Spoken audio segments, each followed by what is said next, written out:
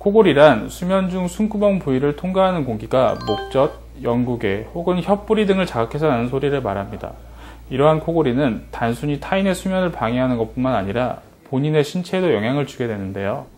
자신이 수면 중에 타인에게 방해가 되는 상황, 코골이 혹은 입벌림이 있다거나 코골이 중 숨을 멈추었다가 다시 시작하는 무호흡이 반복되는 경우, 그리고 졸음이 쉽게 오거나 집중력과 기억력 저하 등을 겪고 있다면 꼭 검사와 진단을 받아보셔야 합니다. 수면 검사를 해보면 증상이 없는 단순 코골이 환자분 중에서도 많은 분들이 실제로 치료를 필요로 하는 중증 수면 장애로 진단을 받으시곤 하는데요. 만약 심혈관계나 뇌졸중 등의 질환을 가진 경우라면 더욱더 적절한 검사 치료가 필요합니다.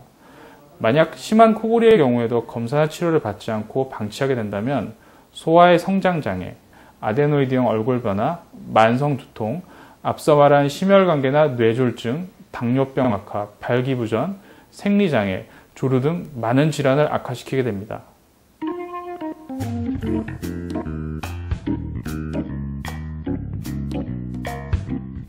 수면다원 검사는 코골이 해결을 위해 반드시 선행되어야 하는 검사를 말하는데요.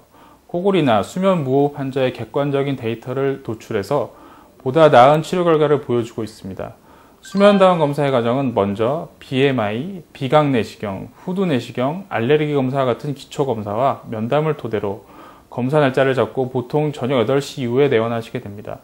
그리고 신체의 뇌파 검사, 수면 구조 검사, 수면 호흡 검사, 근전도와 수면 움직임에 관련된 센서를 부착한 후 수면 전문기사의 관찰하에 6시간 이상의 검사를 받고 다음날 아침에 퇴원을 하면 검사는 끝이 납니다.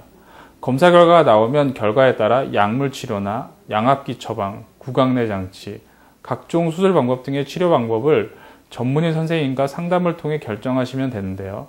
수면다원 검사에 있어서 중요한 점은 간이 수면 검사가 아닌 검증된 검사기기를 사용하는지, 전문 수면 기사가 검사를 진행하는지, 검사를 하는 의사 선생님께서 이비인후과 전문의가 맞는지 확인이 필요합니다.